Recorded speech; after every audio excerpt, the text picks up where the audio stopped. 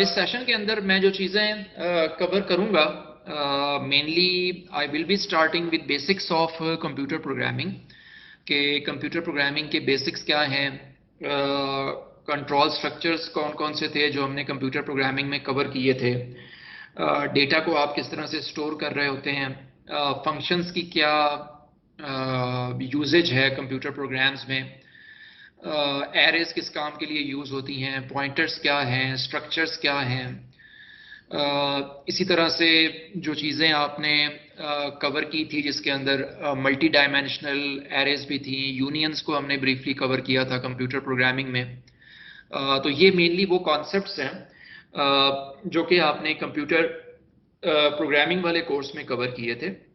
ये कोर्सेज आप लोग अभी तक पढ़ चुके हुए हैं, और जो हमारे डबल ई के करिकुलम के अंदर आप लोग वी स्टार्ट विद आईटीसी का बेसिक कोर्स आप लोग पहले सेमेस्टर के अंदर पढ़ते हैं। That is not mainly about programming, ये ओवरऑल कंप्यूटर्स क्या होते हैं या एक कंप्यूटर बेस्ड सिस्टम के कंपोनेंट्स क्या होते हैं, यूजुअली डिफरेंट तरह के सॉफ्टवेयर जो आप यूज़ करते हैं जिसके अंदर माइक्रोसॉफ्ट का ऑफिस पैकेज है, इन चीज़ों के बारे में आपने पढ़ा था। फिर later half of the course we started discussing about computer programming, जहाँ पे हमने एल्गोरिथम्स पे बात की थी, flow charts, data structures, flow charts और सूडो कोड्स पे बात की थी, और फिर हम सी प्रोग्रामिंग की तरफ आए थे। तो आईटीसी के कोर्स के अंदर आप सी प्रोग्रामिंग स्टार्ट करते हैं, जिसके अंदर basics of C programming, C program का स्ट्रक्चर क्या होता है, उसके बिल्डिंग ब्लॉक्स क्या हैं, इनपुट्स कैसे लेते हैं, आउटपुट स्क्रीन के ऊपर डिस्प्ले कैसे करवाते हैं, अरिथमेटिक ऑपरेटर्स कौन कौन से हैं, ये वो चीज़ें थी जो आपने इस कोर्स में कवर की थी। It is basically A one character course. तो ज़्यादा डिटेल में फिर जो आपने प्रोग्रामिंग पढ़ी थी that was in the course computer programming. तो इसके अंदर आपने सी लैंग्वेज को ज़्यादा डेप्थ में कवर किया था। वही टॉपिक्स जो कि आपने ब्रीफली कवर किए थे आईटीसी के कोर्स के अंदर, उसी को लेकर हम चले थे एज प्रीरेक, और फिर उन टॉपिक्स को ज़्यादा डिटेल में कवर करते हुए then we talked about functions in C language, because C is mainly a procedural programming language, तो it is based on functions. तो वो फंक्शंस जो हैं वो हम क्यों यूज़ करते हैं, वो फंक्शंस किस तरह से डिफ़ाइन करते हैं, इस चीज़ को हमने काफ़ी डिटेल में कवर किया था। फिर उसके बाद हमने एरेस पे बात की थी, 1D array, 2 dimensional array, strings को काफ़ी डिटेल में कवर किया था। फिर उसके बाद पॉइंटर्स थे जिनको सी प्रोग्रामिंग के अंदर काफ़ी फ्रीक्वेंटली यूज़ किया जाता है, उन पे बात की थी। और एंड के ऊपर फिर स्ट्रक्चर्स और फाइल आईओ आपने इस कोर्स के अंदर कवर किया था। तो that was mainly about C programming. इस कोर्स के अंदर ऑब्जेक्ट ओरिएंटेड प्रोग्रामिंग आप लोग कवर नहीं करते। तो तीसरा और आखिरी कोर्स है हमारी प्रोग्रामिंग की स्ट्रीम में, that is OOP and data structures, जिसके अंदर again we assume as a prereq कि आपको बेसिक प्रोग्रामिंग के कॉन्सेप्ट्स हैं, और इसी चीज़ के ऊपर फिर हम एडवांस कॉन्सेप्ट्स की बात करते हैं, चाहे वो ऑब्जेक्ट ओरिएंटेड प्रोग्रामिंग है, चाहे वो different type of data structures हैं या उनके ऊपर जो डिफरेंट तरह के एल्गोरिथम्स चल रहे होते हैं वो हैं। तो हमारे आज के सेशन के अंदर जो हम मोस्टली चीज़ें रिवाइज करेंगे they will be from these two courses, because obvious ITC के कंटेंट्स जो हैं वो ऑब्वियसली इनडायरेक्टली कंप्यूटर प्रोग्रामिंग के अंदर कवर हो ही रहे होते हैं। तो कंप्यूटर प्रोग्रामिंग की कोई भी डिस्कशन हमेशा इस चीज़ से स्टार्ट होती है कि अगर आपने किसी भी प्रॉब्लम को सॉल्व करने के लिए एक कंप्यूटर प्रोग्राम लिखना है, तो वो प्रोग्राम लिखने के स्टेप्स जो हैं वो कौन कौन से होंगे। आपने एल्गोरिथम के स्टेप्स आउटलाइन कर लिए, तो अल्टीमेटली फिर आपने एक कंप्यूटर प्रोग्राम लिखना है। वो कंप्यूटर प्रोग्राम जो है वो सी लैंग्वेज के अंदर भी हो सकता है, C++ के अंदर भी हो सकता है, पाइथन के अंदर भी हो सकता है। तो यही स्टेप्स ये स्लाइड के ऊपर लिखे हुए थे कि solving any problem will always start with problem definition, कि पहली चीज़ आपको ये क्लियर होनी चाहिए कि प्रॉब्लम है क्या, उसकी इनपुट्स क्या हैं, उसकी आउटपुट आपने कहाँ दिखानी होगी, किस तरह की प्रोसेसिंग जो है वो रिक्वायर्ड है। जब ये चीज़ें आपको क्लियर हो जाएं तो फिर आप एल्गोरिथम डेवलप करते हैं।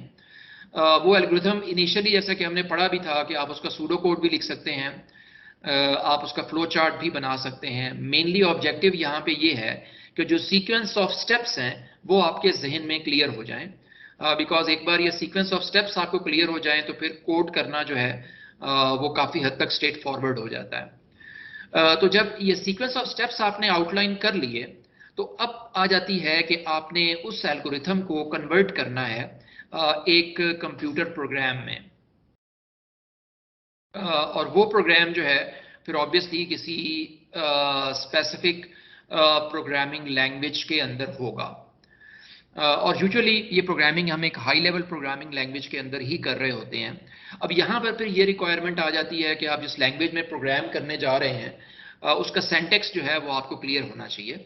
आपको ये पता होना चाहिए कि फॉर एग्जांपल आप सी लैंग्वेज के अंदर ही प्रोग्राम कर रहे हैं तो आपको ये पता होना चाहिए कि सी प्रोग्राम के बिल्डिंग ब्लॉक्स क्या होते हैं, वहाँ पर डेटा कैसे डिफाइन करते हैं, वहाँ पे यूज़र से इनपुट कैसे लेते हैं, वहाँ पर जैसे अभी हम बात कर रहे थे कि एरे का एवरेज निकालना है तो ऐड कैसे करेंगे, डिवाइड कैसे करेंगे, अगर आपने पूरी क्लास के स्टूडेंट्स के मार्क्स की एवरेज फाइंड करना है तो वो पूरी क्लास के स्टूडेंट्स के नंबर कैसे स्टोर होंगे।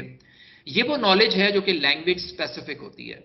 अब ऑब्वियसली अगर ये प्रोग्रामिंग आप सी प्लस प्लस के अंदर कर रहे हैं तो ये दोनों चूंकि काफ़ी हद तक सिमिलर हैं तो इनका सिंटैक्स में ज़्यादा फर्क नहीं होगा। लेकिन अगर आप यही प्रोग्रामिंग आपने फॉर एग्जांपल पाइथन में करनी है तो चांसेस आर कि उसका सिंटैक्स जो है वो इस लैंग्वेज से स्लाइटली डिफरेंट होगा, लेकिन एल्गोरिथम चेंज नहीं होगा। वो जो आपने फ्लो चार्ट बनाया था या जो आपने सूडो कोड लिखा था, अगर आप उस लेवल पे सोचें तो वो स्टेप्स ऑलमोस्ट सेम है। लेकिन अगर आप कंप्यूटर प्रोग्राम्स को कंपेयर करें तो वो ऑब्वियसली लैंग्वेज डिपेंडेंट होता है। तो वो फिर इस चीज़ पे डिपेंड करता है कि आप इस लैंग्वेज के अंदर प्रोग्राम कर रहे हो। किसी हद तक सी और सी प्लस प्लस में भी फ़र्क है। For example C plus plus की हेडर फाइल्स जो हैं वो स्लाइटली डिफरेंट हैं। इनपुट आउटपुट स्टेटमेंट्स जो हैं वो सी और सी प्लस प्लस की डिफरेंट हैं। लेकिन उसके अलावा जो आपका एल्गोरिथम है वो काफ़ी हद तक सेम होगा सी और सी प्लस प्लस के अंदर। लेकिन क्या बात यहीं पे ख़त्म हो जाती है कि आपने कंप्यूटर प्रोग्राम लिख लिया, प्रॉब्लम सॉल्व हो गई? सर उसकी टेस्टिंग भी तो होती है। टेस्टिंग जी, उसकी टेस्टिंग बहुत ज़्यादा इंपॉर्टेंट होती है। Another very important step in computer programming is testing of your code, because जब तक वो कोड सही नहीं चलेगा वो आपके किसी काम का नहीं है। आपने कोड की 200 लाइनें भी अगर लिख दी हैं लेकिन वो कोड जो है वो आपको डिजायर्ड आउटपुट नहीं दे रहा तो वो आपके किसी काम का नहीं है। तो दो इम्पॉर्टेंट स्किल्स जो हैं कंप्यूटर प्रोग्रामर के अंदर जो होनी चाहिए वो ये होनी चाहिए कि वो कैसे एक एल्गोरिथम को कंप्यूटर प्रोग्राम में कन्वर्ट करता है, और दूसरी इम्पॉर्टेंट स्किल जो है वो किस तरह से अपने कोड की डिबगिंग करके उसको ठीक करता है। बिकॉज ऐसा नहीं होता कि जो कोड आपने सबसे पहली दफ़ा लिखा है वो स्ट्रेट अवे वही काम करना शुरू कर दे जो कि आप उससे चाहते हैं। और ये आप लोगों ने एक्सपीरियंस भी किया होगा डिफरेंट लैब्स के अंदर जो आप लोगों ने प्रोजेक्ट्स किए थे सीपी की लैब में या ओपन डेटा स्ट्रक्चर्स की लैब में। तो ऑब्वियसली आपको काफ़ी रिगुलस किस्म की डिबगिंग करना पड़ती है, उसके बाद ही आपका कोड जो है वो अपनी रिक्वायर्ड आउटपुट जो है वो दे रहा होता है। तो आप दुनिया की किसी भी प्रोग्रामिंग लैंग्वेज के अंदर प्रोग्रामिंग करने बैठें तो these steps will more or less remain the same. जो मेन फ़र्क आएगा वो सिर्फ यही आएगा कि जिस प्रोग्रामिंग लैंग्वेज के अंदर आप कोडिंग करना चाह रहे हैं उसके बारे में आपकी कितनी इन डेप्थ नॉलेज है और उस प्रोग्रामिंग लैंग्वेज के अंदर किस तरह के टूल्स अवेलेबल हैं जिनको यूज़ करके आप अपने प्रोग्राम को टेस्ट या डीबग कर सकते हो। फिर हमने ये कवर किया था कि जो डिफरेंट तरह की प्रोग्रामिंग लैंग्वेजेस हैं उनको आप हाई लेवल और लो लेवल प्रोग्रामिंग लैंग्वेज में डिवाइड कर सकते हो। सीपी और ऊप के कोर्सेज में जो आपने प्रोग्रामिंग लैंग्वेजेस पढ़ी थी they are high level programming languages जिनका सिंटैक्स जो है वो काफ़ी हद तक ह्यूमन रीडेबल लैंग्वेजेस के करीब होता है और इन पे आप एक एब्स्ट्रैक्ट लेवल के ऊपर कोडिंग कर रहे होते हो जो कि ह्यूमन अंडरस्टैंडेबल लैंग्वेज से काफ़ी मिलता जुलता होता है। लेकिन फिर कंप्यूटर आर्किटेक्चर और माइक्रो प्रोसेसर के कोर्स के अंदर जो हमने असेंबली प्रोग्रामिंग की थी या मशीन कोडिंग की थी इस प्रोग्रामिंग लैंग्वेज को हम लो लेवल प्रोग्रामिंग लैंग्वेज कहते हैं, क्योंकि ऐसी प्रोग्रामिंग लैंग्वेज हार्डवेयर के लिए समझना आसान होती है, लेकिन ह्यूमंस के लिए ऑब्वियसली वो प्रोग्राम्स जो हैं वो समझना या उनको इंटरप्रेट करना रिलेटिवली डिफ़िकल्ट होता है। ऑब्वियसली हमारी आज की डिस्कशन जो है that is about high level programming. Algorithm के बारे में हमने काफ़ी डिटेल में बात की थी, आईटीसी के अंदर भी और फिर सीपी के अंदर भी, कि algorithm is mainly sequence of steps, कि किसी भी प्रॉब्लम को सॉल्व करने के लिए आपने क्या क्या स्टेप्स लेने हैं, जिनको हम एक्शंस भी कहते हैं, और वो एक्शन किस स्पेसिफिक ऑर्डर में हैं। फॉर एग्जांपल अभी जो हम एरे का एवरेज निकालने की बात कर रहे थे, सबसे पहले आप यूज़र से इनपुट लेंगे, ये आपका एक मेजर स्टेप है। फिर उसके बाद आप रिपीटेडली लूप के अंदर उन नंबर्स को जो है वो ऐड कर रहे होगे, ये आपका नेक्स्ट इंपॉर्टेंट स्टेप है। और फिर फाइनली जब आप उसको डिवाइड करोगे तो वो आपका एवरेज कंप्यूट होगा, और फिर जो आपकी आउटपुट आएगी उसको आपने किसी न किसी तरह से स्क्रीन के ऊपर डिस्प्ले करवाना होगा। तो अब इन स्टेप्स के ऑर्डर को आप चेंज नहीं कर सकते। मतलब आप ये नहीं कर सकते कि पहले डिवाइड कर लें और बाद में ऐड करें। इसको इसी ऑर्डर में एग्जीक्यूट होना है। तो एल्गोरिथम के अंदर एक्शंस को आइडेंटिफाई करना और वो किस ऑर्डर में एग्जीक्यूट होंगे ये आइडेंटिफाई करना, दोनों चीज़ें इंपॉर्टेंट हैं। और यूजुअली एल्गोरिथम्स को रिप्रेजेंट करने के लिए हम फ्लो चार्ट्स भी यूज़ करते हैं, सूडो कोड भी यूज़ करते हैं, ये हमने काफ़ी डिटेल में कवर भी किए थे। फिर इसके बाद जब हमने स्पेसिफिकली प्रोग्रामिंग पे डिटेल में बात की थी, तो वहाँ पे हमने कहा था कि सी लैंग्वेज के अंदर भी और बाकी प्रोग्रामिंग लैंग्वेजेस के अंदर भी जो आप बेसिक प्रोग्राम्स लिखते हो, उनको हम कंट्रोल स्ट्रक्चर्स के लिहाज से 2 या 3 कैटेगरीज में डिवाइड कर सकते हैं। We mainly talked about 3 categories here. एक को हमने कहा था कि सीक्वेंस, जो कि बेसिक आपका कंट्रोल स्ट्रक्चर होता है। दूसरे को हमने कहा था सिलेक्शन, और तीसरे को हमने कहा था रेपिटिशन। तो जो आपका सीक्वेंस कंट्रोल स्ट्रक्चर होता है, ये बहुत ही बेसिक किस्म के प्रोग्राम होते हैं। लेट्स से एक बेसिक प्रोग्राम है कि आपने सर्कल का एरिया फाइंड करना है। तो उसमें क्या होगा, आप यूज़र से इनपुट लेंगे कि सर्कल का रेडियस क्या है, वो इनपुट आप किसी वेरिएबल में स्टोर करोगे, फिर उसके ऊपर आप एक फार्मूला अप्लाई करोगे, और जो रिजल्ट आएगा वो आप स्क्रीन के ऊपर डिस्प्ले करवा दोगे। तो ये basically basic sequence of steps है। इसके अंदर कोई चीज़ भी ऑप्शनल नहीं है, और ना इसमें कोई डिसीजन लेना है आपने, या आपके पास कोई चॉइस है कि ये काम करूंगा या ये काम नहीं करूंगा। तो इस तरह के बेसिक स्ट्रक्चर्स को हम कहते हैं सीक्वेंस। फिर एक और कैटेगरी जो है, जो आपके रिलेटिवली ज़्यादा कॉम्प्लेक्स किस्म के प्रोग्राम्स होते हैं, तो वहाँ पे अक्सर आपको 2 या 3 ऑप्शन या ज़्यादा ऑप्शंस में से किसी एक ऑप्शन को सेलेक्ट करना होता है। फॉर एग्जांपल मैं आपसे कहता हूँ कि एक ऐसा प्रोग्राम लिखें जो कि यूज़र से एक नंबर इनपुट ले, और अगर वो नंबर इवन हो तो उसको स्क्रीन पर डिस्प्ले करवा दे, और अगर वो नंबर ऑड हो तो कुछ भी ना करे। अब यहाँ पर आपके पास आपको एक डिसीजन लेना है कि वो नंबर इवन है या नहीं है। तो इस तरह के प्रोग्राम्स जो हैं they are called selection control structures. और तीसरी एक कैटेगरी जो है दैट इज कॉल्ड रेपिटेशन, कि अगर आपने कोई भी काम रिपीटेडली करना है, जैसे अभी हम एरे का एवरेज निकालने की बात कर रहे थे, तो अगर अब एरे के अंदर लेट्स से 100 एलिमेंट्स हैं, तो आपने उन सारे 100 एलिमेंट्स को पहले ऐड करना है। अगर यही एलिमेंट्स जो हैं ये 1000 होंगे, तो फिर आपने 1000 एलिमेंट्स को ऐड करना है। तो एक केस में आपका एक लूप चलेगा जो कि 100 टाइम्स चलेगा, दूसरे केस में एक लूप चलेगा जो कि 1000 टाइम्स चल रहा होगा। तो इस तरह के स्ट्रक्चर्स जो हैं they are called repetition control structures. तो सीक्वेंस आर बेसिक प्रोग्राम्स जिनमें स्टार्ट से लेकर स्टॉप तक कोई ऑल्टरनेट पाथ नहीं है।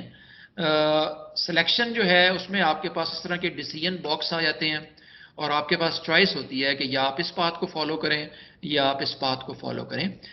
जबकि रेपिटेशन के अंदर एक काम आप रिपीटेडली कर रहे होते हो जब तक कि कोई एक स्पेसिफिक कंडीशन जो है वो फॉल्स ना हो जाए। तो जितने भी कंप्यूटर प्रोग्राम आप लिखते हो, चाहे वो बेसिक प्रोग्राम्स हों या वो कॉम्प्लेक्स प्रोग्राम्स हों, उनको आप कैटेगराइज कर सकते हैं। और यूजुअली होता ये है कि जो आपके कॉम्प्लेक्स प्रोग्राम होते हैं उसमें सिलेक्शन और रेपिटेशन दोनों स्ट्रक्चर्स ऐड हो रहे होते हैं। बहुत ही कम प्रोग्राम ऐसे होते हैं जो कि रियल वर्ल्ड प्रॉब्लम्स को सॉल्व कर रहे हों कि वो सिंपल इस कैटेगरी में फॉल करें। अब ये कैटेगराइज तो आपने कर दिया, अब इस चीज को प्रैक्टिकली इंप्लीमेंट कैसे करेंगे वो फिर हमने सी लैंग्वेज और सी प्लस प्लस के अंदर देखा था कि अगर आपने डिसीजन लेना है या मल्टीपल ऑप्शन में से किसी एक ऑप्शन को सेलेक्ट करना है तो आपके पास क्या ऑप्शन है, या अगर आपने लूप्स चलाने हैं तो आपके पास क्या ऑप्शन है।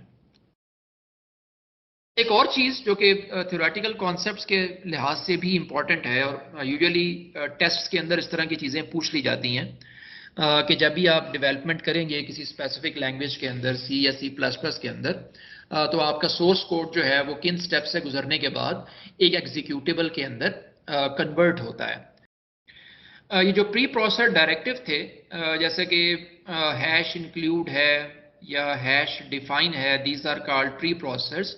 तो ये हम लोग सी प्रोग्राम्स के अंदर इसलिए यूज करते हैं कि डिफरेंट लाइब्रेरी फाइल्स या डिफरेंट हेडर फाइल्स जो हैं जो कि आपके प्रोग्राम की अगर रिक्वायरमेंट हैं तो उनको आप अपने प्रोग्राम के अंदर इंक्लूड करवा सकें। जैसे कि सी इन और सी आउट की स्टेटमेंट्स हैं या प्रिंट एफ और स्कैन एफ की स्टेटमेंट्स हैं, इनकी डिटेल्स जो हैं वो आपको किसी हेडर फाइल में मिलती हैं। ऐसे ही अगर आप स्ट्रिंग्स को यूज कर रहे हैं तो आपको स्ट्रिंग की लाइब्रेरी चाहिए, मैथ के फंक्शंस यूज कर रहे हैं तो मैथ की लाइब्रेरी चाहिए, तो वो एक प्री प्रोसेसर डायरेक्टिव के थ्रू आप उन लाइब्रेरीज को इंक्लूड करवाते हैं। तो उसका सोर्स कोड जो है वो ऑब्वियसली आपके प्रोग्राम का हिस्सा बन जाता है। जब ये सारी चीजें कंबाइन हो गई तो अल्टीमेटली फिर आपने इस प्रोग्राम को कंपाइल करना है। अब कोड को कंपाइल करने का मतलब क्या होता है? सर ये वो उसको लो लेवल लैंग्वेज में वो लिख ले कन्वर्ट कर लेता है। जी, मेनली वो यही कर रहा होता है कि कंपाइलर की जो मेन जॉब है, it will convert your program from a high level programming language to a low level programming language, जो कि अगेन मशीन कोड भी हो सकता है और अल्टीमेटली सॉरी असेंबली का प्रोग्राम भी हो सकता है और अल्टीमेटली जो है वो एक मशीन कोड होता है, बिकॉज कंपाइलर के अंदर ही एक और टूल होता है जिसको हम असेंबलर कहते हैं। तो अगर आपको याद हो तो हमने यही कहा था कि कंपाइलर जो है वो आपके सी प्रोग्राम को असेंबली के प्रोग्राम में कन्वर्ट करता है और आगे जो असेंबलर का सॉफ्टवेयर टूल है वो आपके असेंबली के प्रोग्राम को फाइनली मशीन कोड में, या उसको हम बाइट कोड भी कहते हैं या ऑब्जेक्ट कोड भी कहते हैं, वो उसके अंदर कन्वर्ट कर रहा होता है। लेकिन अगर आप कंपाइलर और असेंबलर को एज अ सिंगल टूल के तौर पे कह रहे हैं तो यू कैन से कि कंपाइलर जो है वो आपके हाई लेवल लैंग्वेज के प्रोग्राम को ऑब्जेक्ट कोड में कन्वर्ट कर रहा है। अच्छा, फिर हमने एक और टूल की बात की थी and that was linker. Linker का रोल क्या होता है जी? सर ये जो हम लाइब्रेरीज इंक्लूड करते हैं उसके साथ वो कोड को वो लिंक करते हैं। जी एग्जैक्टली। तो लिंकर की मेन जॉब ये है कि अब जो सिंपल प्रोग्राम आपके होते हैं तो उसमें तो आपका पूरे का पूरा प्रोग्राम एक ही फाइल में होता है, लेकिन यूजुअली इंडस्ट्री के अंदर जो लोग बड़े प्रोजेक्ट्स पे काम कर रहे होते हैं वहाँ यूजुअली ऐसा नहीं होता। वहाँ पे जो आपके प्रोजेक्ट्स होते हैं उसके अंदर मल्टीपल फाइल्स इंक्लूडेड होती हैं। तो अगर तो आपके प्रोग्राम के अंदर मल्टीपल फाइल्स हैं तो उनको भी आपने आपस में लिंक करना है, क्योंकि एग्जीक्यूटेबल एक ही बनती है, कभी आपके प्रोग्राम की मल्टीपल एग्जीक्यूटेबल्स नहीं बन रही होंगी।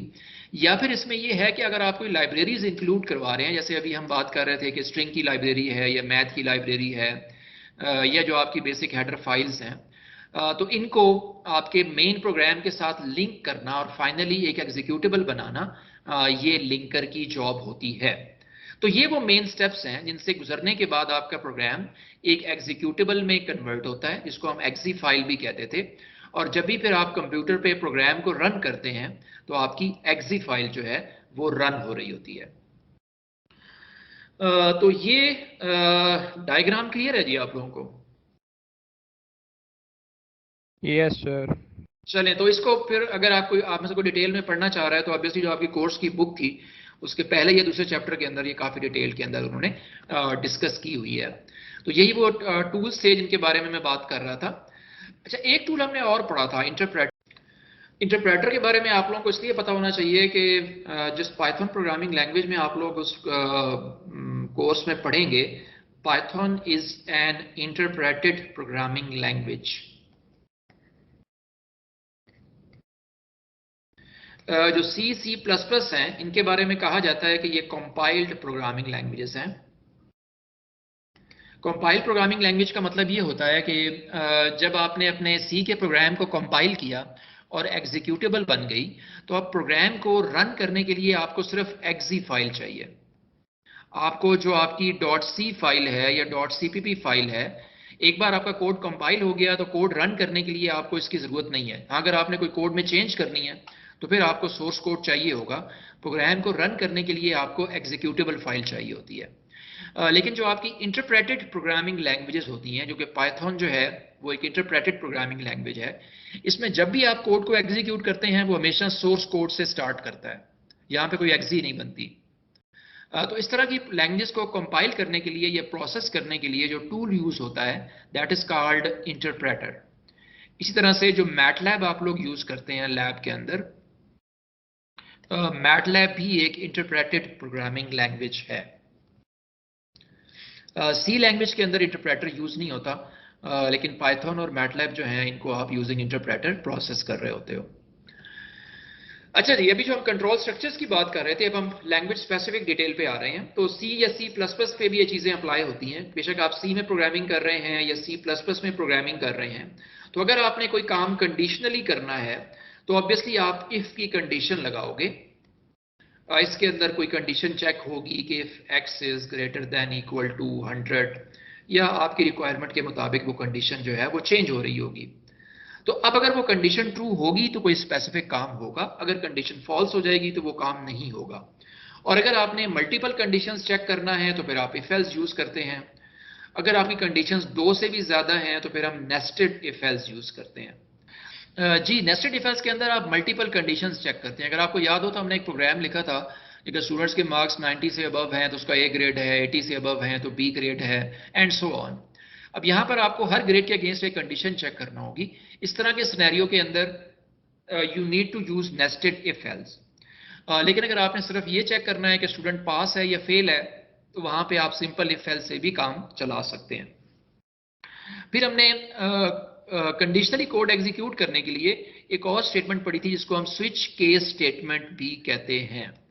फॉर एग्जाम्पल अभी जो हम बात कर रहे थे कि मैंने स्टूडेंट का ग्रेड फाइंड करना है, तो यहाँ पे अगर मैं उसका ग्रेड फाइंड करने जा रहा हूँ तो मैं कोई इस तरह का प्रोग्राम लिखूंगा कि इफ उसके मार्क्स जो हैं वो ग्रेटर देन इक्वल टू 90 हैं, तो सी आउट ए, उसके बाद else if marks are greater than equal to 80, तो आप कह दें जी सी आउट बी।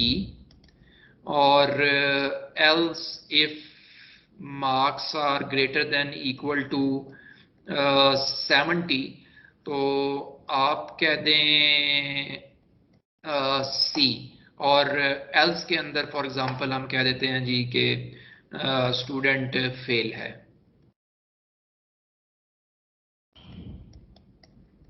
तो अब अगर लेट्स से यूजर मार्क्स में एंटर करता है 85, तो क्या वो सारी कंडीशन चेक करेगा? सर सिर्फ 2 करेगा, 80 तक वो करेगा, सिर्फ बी 2 तक। करेगा। तो आपको ये नहीं कहना चाहिए कि वो सारी कंडीशंस चेक करेगा। वो सिर्फ उतनी कंडीशंस चेक, जहां भी उसको कंडीशन ट्रू मिलती है वो नीचे वाली सारी स्किप कर देता है। नेस्टेड इफ एल्स के अंदर ये होता है। लेकिन नेस्टेड इफ एल्स के अंदर आपके पास ये ऑप्शन है कि आप मल्टीपल कंडीशंस चेक कर सकते हो। इस तरह से आप बेशक 10 कंडीशंस चेक कर लें, उस पर कोई रिस्ट्रिक्शन नहीं है। लेकिन जहां पर भी कोई कंडीशन ट्रू होगी, लेट्स से मार्क्स थे ही उसके 95, तो पहली कंडीशन ही ट्रू हो जाएगी, वो बाकी सारों को स्किप कर देगा। तो एक चीज तो ये याद रखें।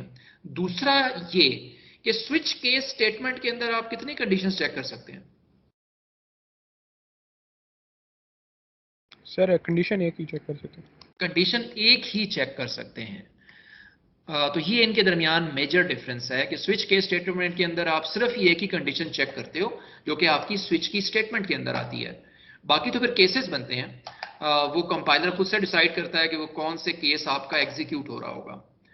और यही इनके फ्लो में मेन डिफरेंस है कि जब आप जैसे फॉर एग्जांपल आपने एक प्रोग्राम लिखा होगा वॉवल्स निकालने का, तो अगर आपके पास कोई करैक्टर है और आप उस पर स्विच लगाते हैं, तो फिर आप केस लगा रहे होते हो कि वो ए है या case B A E I O U है। तो केसेस बेशक 5 बने, लेकिन कंडीशन वो एक ही बार चेक करेगा। तो स्विच के ऊपर ये लिमिटेशन है कि आप कंडीशन सिर्फ एक ही चेक कर सकते हैं। यहां पर आप मल्टीपल कंडीशंस चेक नहीं कर सकते। ये डिफरेंस क्लियर है जी सबको? Yes yes sir. सर। तो इसलिए कहा जाता है कि नेस्टेड इफ एल्स जो है it is more flexible as compare to switch statement.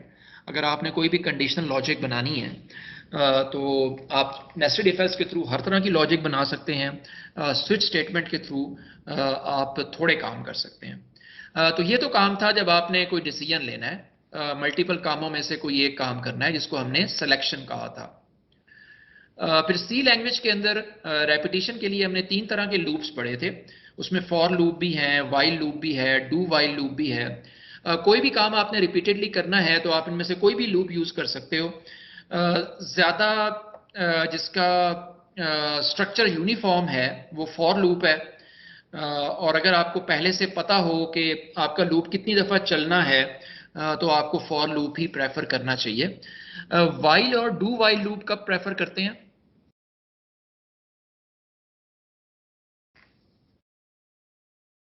Anybody?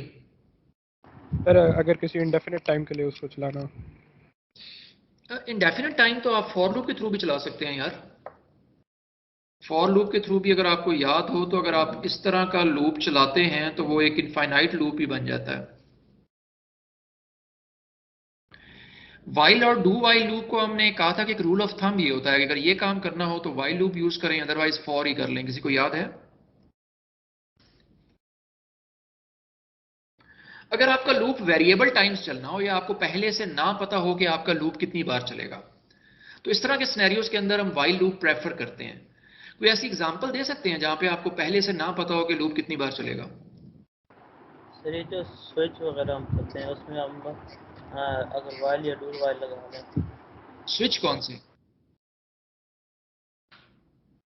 Sir for example हमने कोई प्रोग्राम लिखना है जिसमें स्विच स्टेटमेंट यूज हो रही है, तो हम वो यूज़र से बार बार हम पूछ सकते हैं कि अगर आप रिपीट जी, करना चाहते हैं जो तो। अगर आपने फॉर एग्जांपल इस तरह का प्रोग्राम लिखना है जहां पे आप वो यूजर से कहते हो कि do you want to repeat, तो अब ये आपको नहीं पता कि यूजर 4 बार रिपीट करेगा या 10 बार रिपीट करेगा या एक बार भी रिपीट नहीं करेगा, तो इस तरह के लूप्स जो हैं वो आप वाइल या डू वाइल के थ्रू रन कर सकते हैं। या एक और कोड आप लोगों ने लिखा होगा कि to find a factorial of a number, जो कि आपने यूजर से इनपुट लेना है। अब वहां पे लूप कितनी बार चलेगा वो ऑब्वियसली नंबर पे डिपेंड करता है। अगर यूजर ने 5 एंटर किया है तो लूप मे बी 4 या 5 दफा चलेगा। अगर उसने 20 एंटर कर दिया है तो मे बी वो 18 या 19 दफा चल रहा होगा। तो इस तरह के प्रोग्राम्स के अंदर उसकी लॉजिक बनाना वो फॉर लूप के थ्रू इजी है। लेकिन थियोरेटिकली कोई भी काम आप जो रिपीटेडली कर रहे हैं वो आप इन तीनों में से कोई भी लूप यूज कर सकते हैं। ये सिर्फ एक रूल ऑफ थंब है। रूल ऑफ थंब का मतलब ये है कि कन्वेंशनल ये है कि आप उसको प्रेफर करें। तो एक और चीज जो आपने पढ़ी थी कि वो ये थी कि वाइल के केस में कंडीशन शुरू में चेक होती है, डू वाइल के केस में कंडीशन एंड पे चेक होती है, फॉर लूप में शुरू में चेक होती है, एंड में चेक होती है।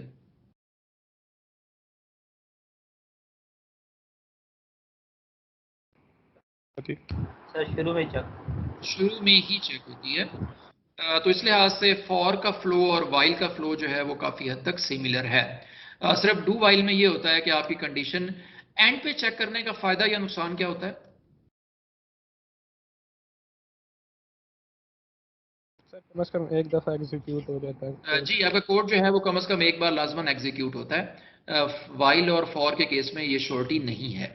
एक और बहुत इंपॉर्टेंट कॉन्सेप्ट जो कि आपने कंप्यूटर प्रोग्रामिंग में पढ़ा था सी लैंग्वेज के अंदर, दैट वाज मॉड्यूलैरिटी, जिसके अंदर आप ये कहते हैं कि एक बड़ी प्रॉब्लम को स्मॉल सब प्रॉब्लम्स में डिवाइड कर दें और फिर उसको सॉल्व करें। तो वो काम करने के लिए आप जो है वो यूजर डिफाइंड फंक्शंस यूज करते हैं।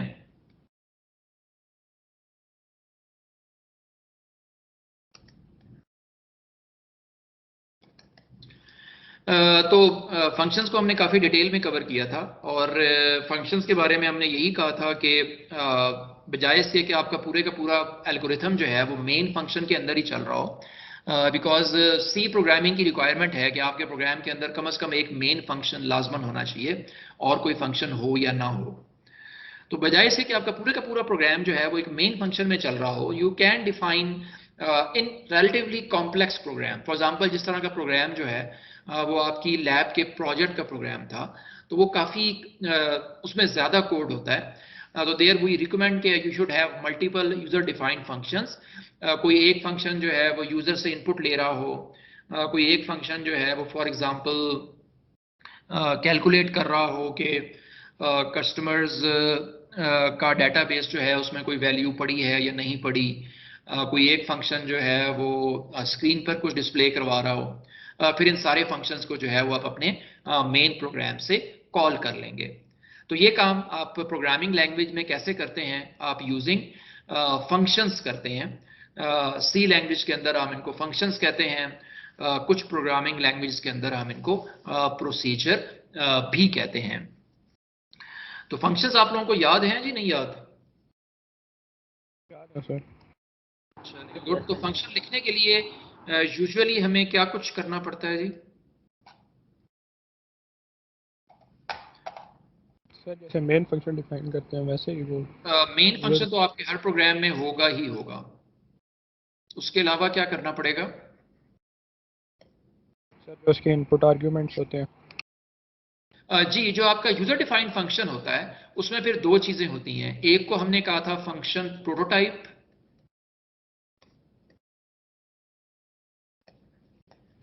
और एक को हमने कहा था फंक्शन डेफिनेशन। फंक्शन प्रोटोटाइप क्या होता है? सर उसका जो नाम होता है और जो एट्रीब्यूट्स उसमें रिटर्न करने होते हैं। जी, इसको फंक्शन सिग्नेचर भी कहते हैं, कि ये मेनली आपको ये बताता है कि फंक्शन का नाम क्या है, उसके कितने इनपुट आर्ग्यूमेंट्स हैं और उसकी रिटर्न वैल्यू क्या है। ये आपको ये नहीं बताता कि फंक्शन करेगा क्या, वो चीज़ आपको फंक्शन की डेफिनेशन से पता चलती है। तो फंक्शन प्रोटोटाइप हो गया, फंक्शन डेफिनेशन हो गई, और क्या चीज़ इंपॉर्टेंट होती है फंक्शन से रिलेटेड?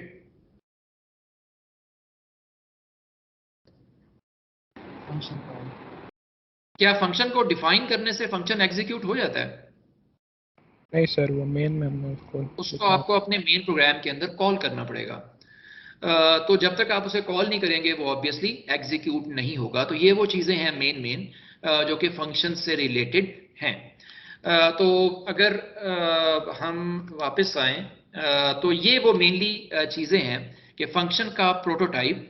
फॉर एग्जांपल ये एक बड़ा सिंपल सा फंक्शन लिखा हुआ है जो कि दो नंबर्स को मल्टीप्लाई कर रहा है। ये उसका प्रोटोटाइप है, जो कि सिर्फ आपको ये बता रहा है कि फंक्शन का नाम क्या है, उसके इनपुट आर्ग्यूमेंट्स क्या हैं, उसकी रिटर्न वैल्यू क्या है। ये फंक्शन की डेफिनेशन है जो कि आपको वो चीज़ें तो बताती ही है जो कि प्रोटोटाइप में होती हैं, लेकिन वो ये भी बताती है कि फंक्शन करेगा क्या, उसके अंदर ऑपरेशन क्या होगा। तो दो नंबर्स मल्टीप्लाई होंगे और रिजल्ट जो है वो आपका रिटर्न होगा। लेकिन ये फंक्शन तब तक एग्जीक्यूट नहीं होगा जब तक आप इसको मेन प्रोग्राम में कॉल नहीं करोगे। तो यहां पर आप इसको फंक्शन को कॉल कर रहे हैं, आप उसको एक बार तो कम से कम आप कॉल करेंगे ही करेंगे। अपनी रिक्वायरमेंट्स के मुताबिक आप उसको मल्टीपल टाइम्स भी कॉल कर सकते हैं। तो फंक्शन प्रोटोटाइप हो गया, फंक्शन डेफिनेशन हो गई, फंक्शन कॉल हो गई। ये आपका प्रोटोटाइप है, ये आपके फंक्शन की डेफिनेशन है, ये फंक्शन कॉल है। और फंक्शन कोई वैल्यू रिटर्न करेगा या नहीं करेगा।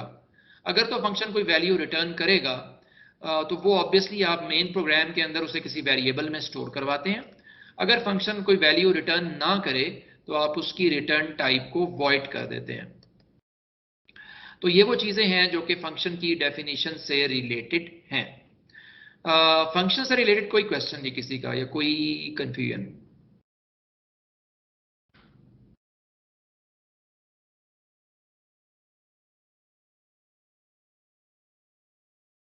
अच्छा, फिर हमने ये भी बात की थी कि फंक्शंस के फायदे क्या होते हैं।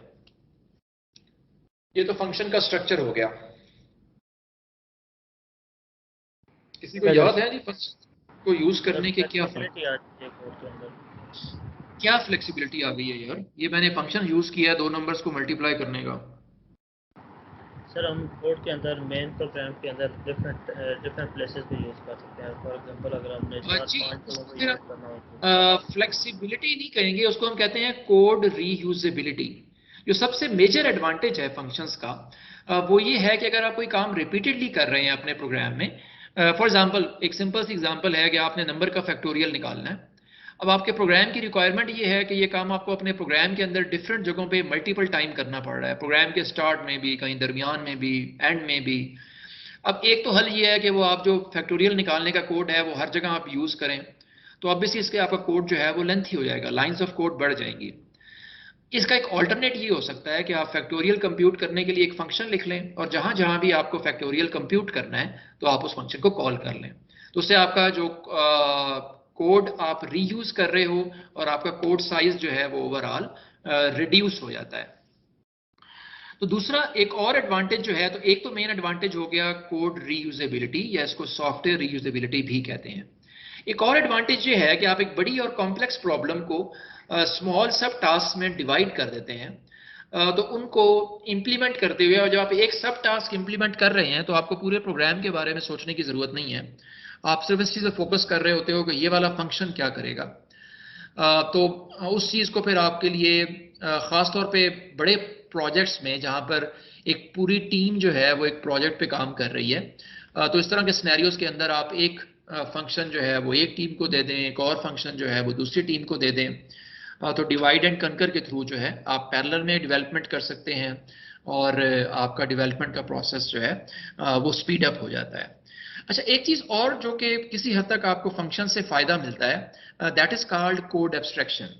और ये हमने जो आगे बात हम करेंगे लोकल और ग्लोबल वेरिएबल्स की, तो वहाँ से आपको क्लियर होगा कि एब्स्ट्रैक्शन क्या होती है। एक और इम्पॉर्टेंट चीज़ हमने कवर की थी कि फंक्शन के जो आर्ग्यूमेंट्स होते हैं वो बाय वैल्यू हैं या बाय रेफरेंस हैं। जी, जो बाय वैल्यू आर्ग्यूमेंट्स हैं वहाँ पे आपके आर्ग्यूमेंट्स की कॉपी बनती है और वो फंक्शन को पास होते हैं, लेकिन जो आपके बाय रेफरेंस आर्ग्यूमेंट्स हैं वो बाय रेफरेंस पास होते हैं, जिसमें आप को कॉपी पास करने की ज़रूरत नहीं होती, आप ओरिजिनल डेटा को पास कर देते हैं, जो कि ऑब्वियसली पॉइंटर्स के थ्रू पास होता है। सिंगल वेरिएबल्स में इसका फ़र्क नहीं पड़ता, लेकिन आगे जब आप स्ट्रक्चर्स वगैरह पढ़ेंगे तो आप स्ट्रक्चर्स को पास करते हैं किसी फंक्शन को, तो यूजुअली स्ट्रक्चर का साइज जो है वो काफ़ी बड़ा होता है। अगर आप बाय वैल्यू पास करेंगे तो वो पूरे का पूरा स्ट्रक्चर जो है उसकी कॉपी बनती है और फिर वो पास होता है। अगर आप उसी स्ट्रक्चर को बाय रेफरेंस पास कर दें, उसको अलग से कॉपी बनाने की ज़रूरत नहीं पड़ती। एक और जो मेजर डिफरेंस है कि जब आप किसी भी आर्ग्यूमेंट को बाय वैल्यू पास करते हैं और फंक्शन के अंदर आप उस आर्ग्यूमेंट को चेंज कर दें, तो ओरिजिनल वैल्यू चेंज नहीं होती। लेकिन जब आप किसी भी आर्गुमेंट को बाय रेफरेंस पास करते हैं और फंक्शन के अंदर आप उसको चेंज कर दें, तो आपका जो ओरिजिनल डेटा मेन फंक्शन के अंदर वेरिएबल होता है या डेटा होता है वो चेंज हो जाता है। तो ये आपके जहन में होना चाहिए, बिकॉज ये फंक्शन के रेफरेंस से इंपॉर्टेंट है। फिर हमने एक चीज़ और पढ़ी थी, स्कोप ऑफ अ वेरिएबल, जिसमें हमने ग्लोबल वेरिएबल्स पे भी बात की थी और लोकल वेरिएबल्स पे भी बात की थी। तो लोकल और ग्लोबल वेरिएबल्स क्या होते हैं जी, एनीबडी? सर वो लोकल वो होते हैं जो फंक्शन होता है, with in that function variables होते हैं, और ग्लोबल आप ग्लोबली डिफाइन कर ले तो आप किसी भी फंक्शन में उनको यूज़ कर सकते हैं। जी, yes you are right. Global variable जो है वो पूरे प्रोग्राम में कहीं पर भी एक्सेस हो सकते हैं, लेकिन जो आपके लोकल वेरिएबल्स जो इस फंक्शन के अंदर आप उनको डिफाइन कर रहे हैं वो उससे बाहर एक्सेस नहीं होंगे।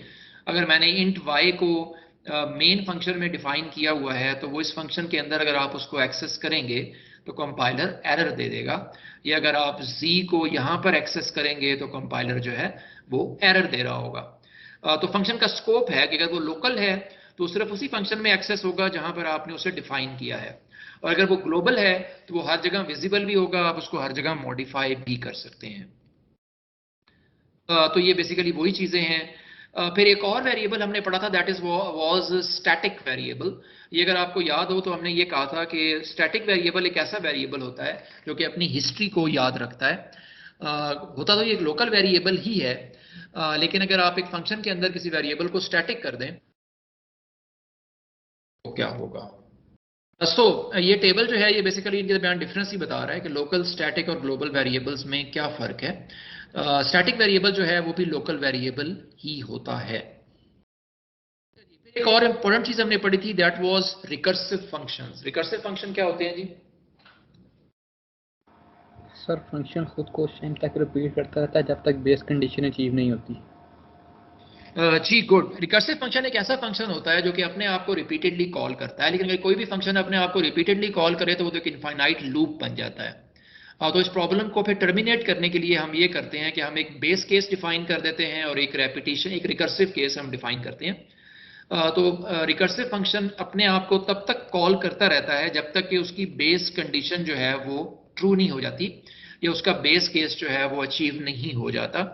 तो रिकर्जन एक is a very sophisticated concept in computer programming, जिसके थ्रू आप एक बड़ी प्रॉब्लम को छोटी छोटी प्रॉब्लम्स में डिवाइड करते रहते हो, लेकिन आप उसको सॉल्व करना तब शुरू करते हो जब तक कि उसका बेस केस जो है वो अचीव हो जाता है।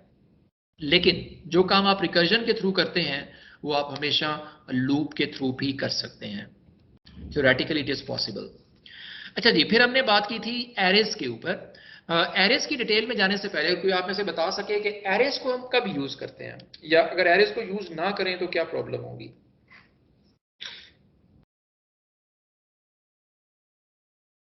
सर अब अगर एक ही टाइप का वेरिएबल हो तो हम मल्टीपल वेरिएबल उनको डिफाइन कर जी, सकते हैं। जैसे अभी हम शुरू में एक एग्जांपल मैंने आपसे कही थी कि पूरे क्लास के स्टूडेंट्स का एवरेज निकालना है मार्क्स का। तो क्लास में 30 स्टूडेंट्स हैं या 50 स्टूडेंट्स हैं, तो ऑब्वियसली उन सारों के मार्क्स को आपने कहीं स्टोर करना है। अगर आप एरे डिफाइन नहीं करेंगे तो आपको 40 या 50 वेरिएबल डिफाइन करेंगे तो एक लाइन ही रख जाएगी आपके मेन फंक्शन के अंदर वेरिएबल्स की। तो that's not a good programming practice. तो जहां भी आपको बल्क ऑफ डेटा डिफाइन करना हो या अपने प्रोग्राम के अंदर यूज करना हो तो वी ऑलवेज प्रेफर एरेज। अब ये 1D एरेज भी हो सकती हैं, ये 2D एरेज भी हो सकती हैं, मल्टी डायमेंशनल एरे है तो 3 या 4D एरे भी हो सकती है।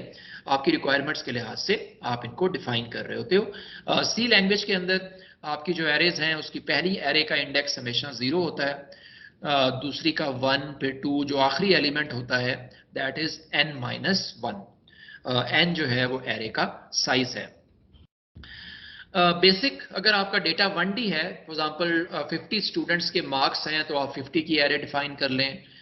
30 डेज का टेम्परेचर है तो 30 डेज के लिए एक एरे डिफाइन कर लें। इसी तरह से अगर आपने जो है वो फॉर एग्जांपल किसी चीज़ का मार्केट प्राइस आपने स्टोर करनी है 10 डेज के लिए, तो again you can define an array जिसमें बल्क ऑफ डेटा आप स्टोर कर रहे होते हैं। ये एरेज के बारे में खास बात जो होती है वो ये होती है कि जब भी आप इनको मेमोरी में डिफाइन करते हैं तो ये कॉन्टिगुअस या कॉन्टिन्यूअस मेमोरी लोकेशंस पे डिफाइन होती हैं। इसका मतलब ये है कि अगर एरे के अंदर 10 एलिमेंट्स हैं तो ये मेमोरी के अंदर इकट्ठे पड़े होंगे। अगर पहली लोकेशन का एड्रेस जो है वो 10 है तो दूसरी का 11 होगा, फिर 12 होगा, फिर 13 होगा एंड सो ऑन।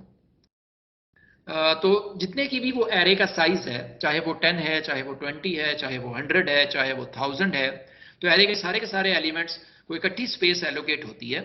तो they are placed at consecutive memory locations. That's why अगर आपको याद हो तो फिर हमने ये पढ़ा था कि अगर आप एरे को पॉइंटर के थ्रू एक्सेस करते हैं तो आप सिंपली पॉइंटर को प्लस प्लस करके आप एरे को के एलिमेंट्स को भी एक्सेस कर सकते हैं क्योंकि वो कंसेक्टिव लोकेशंस पे होते हैं। इस तरह से अगर आपकी 2D एरे है तो basically it's like a matrix जिसके अंदर रोज भी होंगी, कॉलम्स भी होंगे।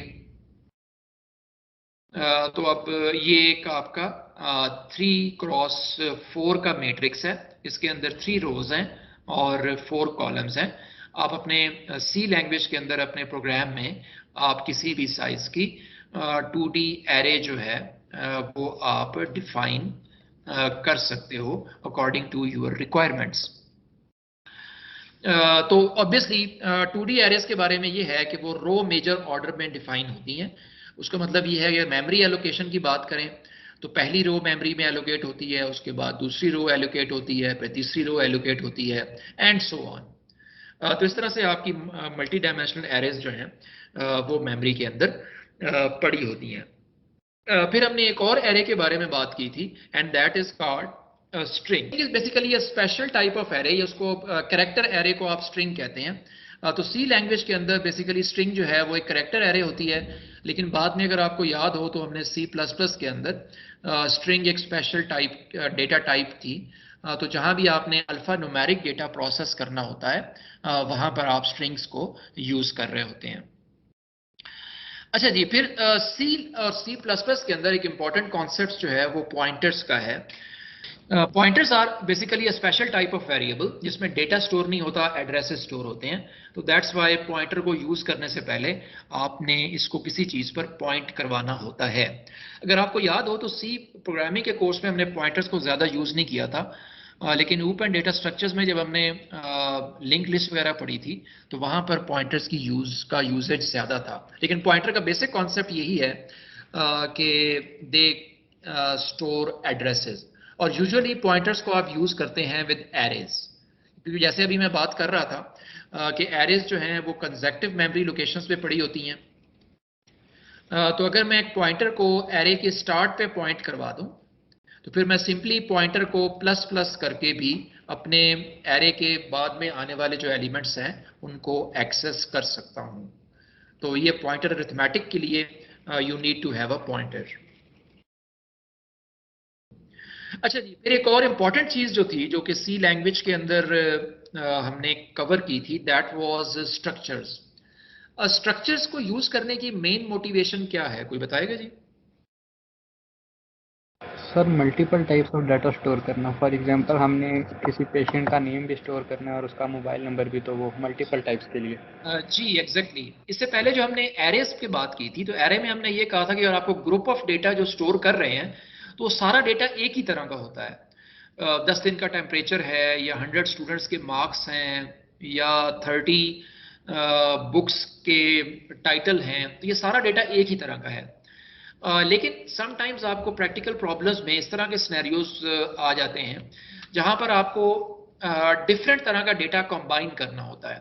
लेट्स से एक स्टूडेंट की प्रोफाइल है जिसमें स्टूडेंट का नाम भी है, उसका रोल नंबर भी है, उसका कॉन्टैक्ट नंबर भी है, उसका सीजीपीए भी है, उसके डिफरेंट सब्जेक्ट्स के मार्क्स भी हैं, उसका एड्रेस भी है। तो अब ये सारे डेटा जो हैं ये डिफरेंट तरह के हैं, कोई फ्लोटिंग पॉइंट का होगा, कोई इंटीजर टाइप का होगा, कोई स्ट्रिंग टाइप का होगा। तो इस तरह के प्रॉब्लम्स को सॉल्व करने के लिए डिफरेंट प्रोग्रामिंग लैंग्वेजेस में एक ऑप्शन होता है कि आप user defined data types create कर सकते हैं।